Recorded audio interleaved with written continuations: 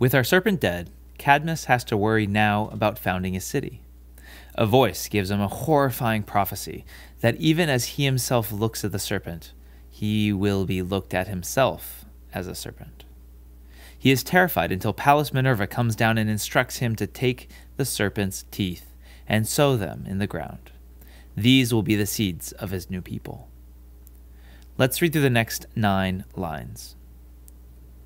Inde fide maus glaibai koi pera moeri prima quae de sucis acies ad paruet hastai. Tegmina mox capitum, picto nuntantia cono mox umeri, pectus quonerata quae brachia telis existunt. Crescit quae seges clipeata viorum. Sic, ubi toluntur festis, aulaia theatris, surgere signa solent, primum quostendere voltus caetera paulatim.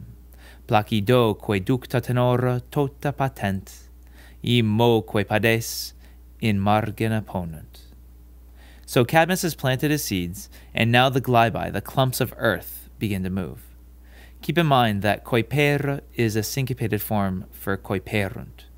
In poetry, the erunt ending can just be era, and that moeri is the present passive infinitive. And, in a creepy yet fantastical sort of way, men fully formed and armed rise out of the ground. So we get in the next few lines the description of Cadmus's new men as they come out.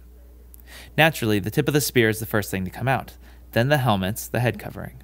The synchisis here represents the quivering of the helmet crest, the band of hair that is decorative in nature. Then come the shoulders, chest, and arms. Ovid puts the verbs of growth next to each other in line 110.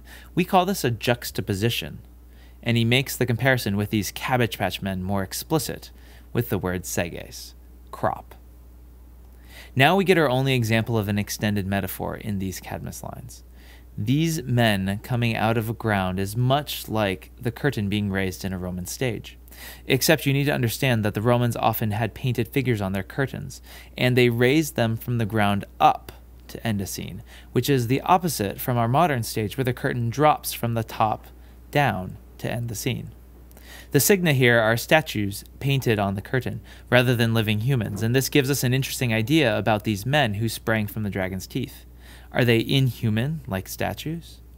So for these statues on the curtain as it is being raised, the first thing we see are the faces, then the rest of their bodies, and finally at the bottom of the curtain as it is raised up completely, we see their feet.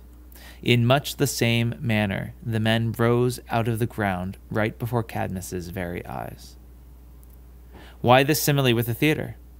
Ovid wants us to not be afraid of these men. After all, some of them will become part of Thebes, and they aren't supposed to battle Cadmus like the dragon-teethed men in the Jason myth.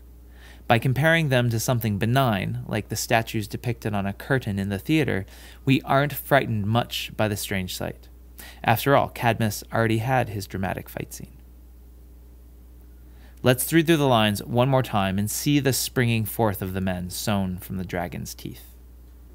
Inde fide maius glaibai koipera moeri, prima quae de sulcis acies ad paruet hastai, tegmina mox capitum, pecto nutantia cono, mox umeri, pectus quonerata quae brachia telis, existunt. Crescit quae seges, clipeata virorum. Sic, ubi toluntur festis aulaia theatris, surgere signa solent, primum quostendere vultus, caetera paulatim, placido quae ducta tenora tota patent, mo quae pedes in margina ponunt.